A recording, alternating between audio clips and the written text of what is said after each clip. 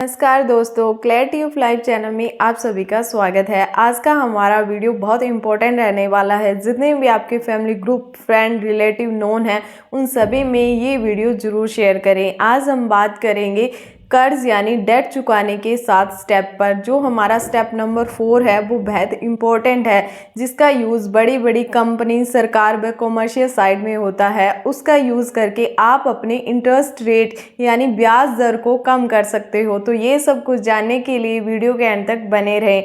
Video को like, share and channel को subscribe करना न भूलें। तो चलो स्टार्ट करते हैं हमारा आज का वीडियो। देखो, डेट 2 प्रकार के होते हैं। पहला आता है गुड डेट, यानी जो डेट आप एसेट क्रिएशन के अगेंस्ट लेते हो, ये आपको लॉन्ग रन में प्रॉफिट देता है, इसीलिए इसे गुड डेट कहा जाता है। यह डेट, यह कर्ज आपके जीवन में स्ट्रेस, डिप्रेशन, तनाव आदि का कारण नहीं बनता। दूसरा आता है बैड डेट, यानी जो आप लायबिलिटी के अगेंस्ट लेते हो, यह वो कर्ज है जो दिन बाय दिन धीरे धीरे बढ़ता जाता है एंड आपके जीवन में स्ट्रेस, डिप्रेशन, एंजाइटी, तनाव आदि का कारण बनता है।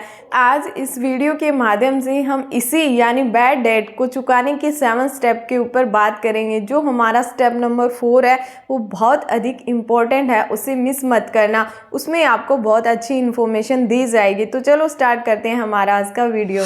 पहले स्टेप में आपने नया लोन, नया कर्ज, नई उधारी लेना बंद करना है। जिस प्रकार एक गड्ढे में गिरा हुआ व्यक्ति यदि उस गड्ढे को और गहरा करता जाएगा तो वो उससे बाहर नहीं निकल सकता, उसी प्रकार एक कर्जे में डूबा हुआ व्यक्ति यदि और कर्जा लेता रहेगा तो वो इस कर्जे से मुक्ति प्राप्त नहीं कर सकता।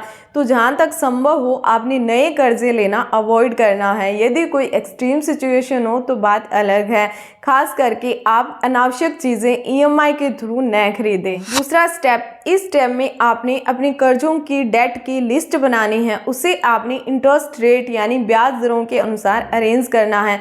सबसे पहले जिन पर हाई इंटरेस्ट रेट जाता है, यानी जो पर्सनल लोन, क्रेडिट कार्ड या आप किसी ऋणदाता, फाइनेंसर से पैसा उधार लेते हैं, उनके ऊपर 15 या उससे भी अधिक प्रतिशत का आपको ब्याज देना पड़ता है। तो सबसे पहले आपने टॉप पर उन कर्जों को लिखना है, उसके बाद में आप अपने अन्य कर्जे डेट लिखें। अब आपके सामने एक पिक्चर क्लियर हो गई। अब आपने इसी स्टेप में क्या करना है कि आपको क्लियर होना चाहिए कि मेरे महीने के कितने पैसे सिर्फ ब्याज चुकाने में जा रहे हैं। यानी जो आपने मूल है वो तो चुकाना है, बट इंटरेस्ट रेट में आपका कितना पैसा जा रहा है। मान लो आपकी 50,000 पर मंथ सैलरी है, अब आपके 10,000 रुपीज़ यानी 10,000 रुपये सिर्फ ब्याज पे करने में जा रहे हैं। तो आपको क्लियर होना चाहिए कि आपकी सैलरी 50,000 रुपये नहीं 40,000 रुपये है, बिकॉज 10,000 रुपये तो आपके उस ब्याज को चुकाने के लिए जा रहे हैं। अब 40,000 रुपये रह गए, उसमें से आपने मूल चुकाना है, प्लस में आपने अपने एक्सपेंडिचर को मैनेज करना है। एंड जो हाई इंटरेस्ट रेट वाले कर्जे हैं, डेट है, उन्हें आपने सबसे पहले चुकाने का प्रयास करना है। देखो, कर्ज चुकाने के 2 मेथड होते हैं। पहला आता है स्नोबॉल मेथड। इसमें क्या होता है कि हम कर्जे की अमाउंट देखते हैं, यानी सबसे पहले छोटे अमाउंट वाला कर्जा निपटाओ, फिर उसके बाद में बड़ा, फिर उससे बड़ा, उससे बड़ा। दूसरा आता है अवलांच मेथड, यानी इसमें हम इंटरेस्ट रेट को देखते हैं। जो हमारा ब्याज दर जिसमें ज़्यादा जा रही है, पहले हमें उस कर्जे को निपटाना है, फिर उससे कम ब्याज दर वाले को, फिर उससे कम ब्याज दर वाले को।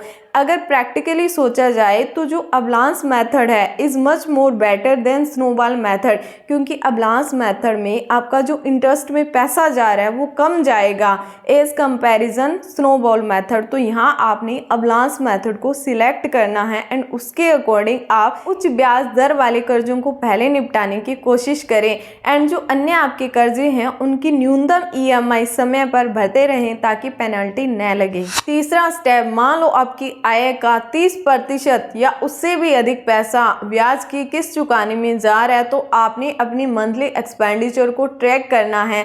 आपने उनका अल्टरनेटिव निकालने की कोशिश करनी है। जिस एरिया में पैसा अधिक जा रहा है आप उसका अल्टरनेटिव निकालें। इसके लिए आप अपनी वाइफ से डिस्कशन कर सकते हो, उनकी हेल्प ले सकते हो। मान लो आपके बच्चे हैं वो हाई फीस वाले प्राइवेट स्कूल में पढ़ते हैं, प्लस में आपने उन्हें ट्यूशन भी लगा रखा है, तो आपकी वाइफ उन्हें घर में ट्यूशन करवा सकती है, प्लस में 10 बच्चों को और ट्यूशन करवाएगी तो आपके घर में 4 पैसे अधिक आएंगे। तो उससे आपका कुछ एक जो अप एंड डाउन है वो मैनेज हो सकता है। मान लो आपकी वाइफ ट्यूशन पढ़ाने में असमर्थ है तो आप खुद समय अपने बच्चों को टाइम दें, आप अपने बच्चों को नॉर्मल फीस वाले स्कूल में पढ़ाएं, व उनकी बढ़िया ट्यूशन करवाएं, आप खुद समय अपने बच्चों के ऊपर थोड़ा टाइम लगाएं। दूसरा, मान लो यदि आपका जो वर्किंग पैलेस है वहाँ पर आने जाने का खर्चा ज़्यादा पड़ रहा है तो आप कार पुलिंग या पब्लिक ट्रांसपोर्ट का ऑप्शन सिलेक्ट कर सकते हो। इसी प्रकार शॉपिंग, महंगे गैजेट, घूमना फिरना, बाहर खाना, इन सभी चीज़ों को आप कंट्रोल करके अपने एक्सपेंडिचर को मैनेज करें एंड जितना जल्दी हो सके अपने कर्ज का भुगतान करें, बिकॉज आपकी फर्स्ट प्रायोरिटी यदि आपके ऊपर लोन है तो फर्स्ट प्रायोरिटी पर आप उससे चुकाने को रखें। चौथा स्टेप बहुत इंपॉर्टेंट स्टेप है जिसका यूज़ बड़ी बड़ी कंपनी, कॉमर्शियल व सरकारें करती है। इसके माध्यम से आप अपनी ब्याज दरों को कम कर सकते हो। जैसे मान लो आपने किसी फाइनेंसर से 10 लाख रुपए लिए, 10 लाख के ऊपर आपको 18% का ब्याज देना पड़ रहा है। अब आपके घर 10-12 तोले सोना पड़ा है तो आपने उस सोने का किसी भी सरकारी या भरोसेमंद बैंक से लोन लेना है एंड लोन लेकर आप जो पैसा मिलता है वो आप उस फाइनेंसर को दें। यहाँ ध्यान से समझो कि आपका जो मूल है वो तो आपने उतना ही अदा करना है, क्योंकि जो ऋणदाता को पैसा दिया है तो गोल्ड का आपने लोन लिया है, तो गोल्ड का लोन है वो लेने से आपको क्या फ़ायदा हुआ कि यहाँ आपको 9% का इंटरेस्ट देना पड़ेगा। तो आपका इंटरेस्ट रेट है वो 18 से 9 आ गया, मीन्स आधा हो गया, तो आपका स्ट्रेस भी आधा हो गया। इसी प्रकार से आपके पास अन्य ऑप्शन होते हैं, जैसे होम लोन के ऊपर आप टॉप अप लोन ले सकते हो। यदि आपको अन्य ऑप्शन की जानकारी चाहिए तो वो आप कमेंट सेक्शन में अपना क्वेश्चन छोड़ सकते हो, आई विल रिप्लाई यू। इसमें दूसरा, जो आपका कम इंटरेस्ट रेट वाला कर्जा है उसका आप टेन्योर बढ़ा दें, उसकी EMI कम करवा लें, और जो हाई इंटरेस्ट रेट वाला कर्जा है उसका आप टेन्योर कम करवा के उसकी EMI पहले पे करने की कोशिश करें, इससे आपको नेट बेनिफिट मिलेगा। पांचवें स्टेप में आपने अपने आय के स्रोतों को बढ़ाने के ऊपर काम करना है। देखो, हमारे पास 24 घंटे होते हैं जिनमें से हम 3-4 घंटे मनोरंजन आदि करने में व्यतीत करते हैं, जैसे इंस्टाग्राम, फेसबुक, रील देख लिया, वेब सीरीज, IPL आदि में व्यतीत करने हैं। तो आपने इन्हें एक बार साइड में रखना है, बिकॉज फर्स्ट प्रायोरिटी पर आपका लोन रहेगा, कर्ज रहेगा, डेट रहेगा। आपने सबसे पहले उसे चुकाने की तरफ ध्यान देना है। आपने अपने आय के स्रोतों को बढ़ाना है। काम ऐसा सिलेक्ट करना है जो स्ट्रेस फ्री हो, यानी जिस फील्ड में आप काम कर रहे हो उसी की आपने ब्रांचेस निकालने की कोशिश करनी है। जैसे मान लो आपका कोई रेस्टोरेंट या ढाबा है तो आप टिफिन सर्विसेज स्टार्ट कर दो। आप कुकिंग का जो भी मटेरियल वहाँ पर बनता है उसकी वीडियो अपलोड कर दो, YT पर, फेसबुक पर, इंस्टाग्राम पर, किसी भी सोशल प्लेटफॉर्म पर आप वो वीडियो डाल सकते हो, अपना चैनल बना सकते हो। इसी प्रकार से मान लो आपकी फोटो स्टेट की दुकान है तो उसके साथ में आप जितनी भी वैकेंसी निकलती है उनका फॉर्म भरने का काम स्टार्ट कर सकते हो। जो उनका स्टेट वाइज वैकेंसी निकलती है उनका इंफॉर्मेशन पेज बनाकर 2-3 मिनट की वीडियो जिसमें उसी से रिलेटेड इंफॉर्मेशन हो वो आप इंस्टाग्राम, फेसबुक, कोई भी सोशल साइट में डाल सकते हो। तो वो आपका आय का स्रोत धीरे धीरे जनरेट हो जाएगा। इसमें आप अपनी वाइफ को ज़रूर इन्वॉल्व करें, क्योंकि आपकी वाइफ में जो पोटेंशियल है, कैपेबिलिटी है, आप उसके अकॉर्डिंग आपकी वाइफ को कामकाजी बनाएं, यदि वो कामकाजी नहीं है तो। छठा स्टेप, इस स्टेप में आपने personal loan and credit card को अवॉइड करना है, क्योंकि क्रेडिट कार्ड एक ऐसा मीठा जहर है, एक ऐसा ट्रैप है जिसमें व्यक्ति आसानी से फंस जाता है बट निकलने का कोई रास्ता नहीं मिलता। क्योंकि क्रेडिट कार्ड में एक साइकोलॉजी बन चुकी है, क्योंकि इसमें जो पैसों का ट्रांसफ़र होता है वो OTP के थ्रू होता है, इसीलिए फील नहीं आता कि कितने हमारे पैसे कट चुके हैं। वहीं जब दूसरी ओर आप हाथ से पैसे देते हो तो आपको फील आता है कि मेरे हाथ हाथ से मेरे कमाए हुए पैसे जा रहे हैं, तो आप उस चीज़ को परचेज करने के लिए उसका अल्टरनेटिव निकालते हो। अरे ये इतनी महंगी चीज़ है, मैं इससे कम वाली ले लेता हूँ या ले लेती हूँ, उससे भी मेरा काम चल जाएगा। तो आप ऐसे सौ करके कई हज़ारों रुपए बचा लेते हो। तो आप यदि जो आपका क्रेडिट कार्ड का बिल है उससे कम अमाउंट में आपके बैंक में बैलेंस है, तो आप भूलकर भी क्रेडिट कार्ड का यूज़ न करें। यदि आप क्रेडिट कार्ड की जो पेमेंट है वो टाइम से नहीं देते हो, तो इसके कारण आपका सिविल स्कोर खराब होता है, जिससे आपको लोन मिलेगा बट हाई इंटरेस्ट पर। तो आपने इस चीज़ का विशेष ध्यान में रखना है कि जहां तक संभव हो आप पर्सनल लोन व क्रेडिट कार्ड का यूज़ न करें। 7वां step, monitor your progress and take corrective action, यानी इस स्टेप में आपने क्वार्टरली अपने लोन को, कर्जों को ऑब्जर्व करना है।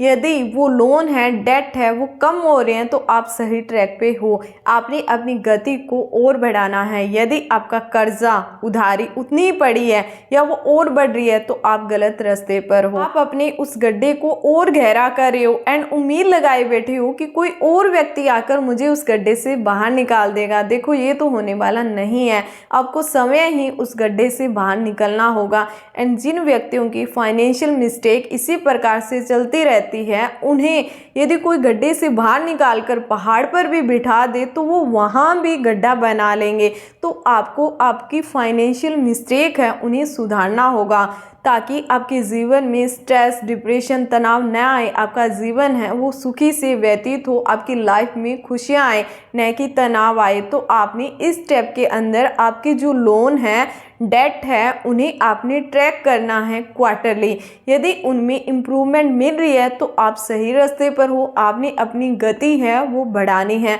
अदरवाइज जो फाइनेंस में आप गलतियां कर रहे हो, आपने उन गलतियों को सुधारना है। तो ये थी हमारी वीडियो जिसमें हमने 7 स्टेप के ऊपर बात की है।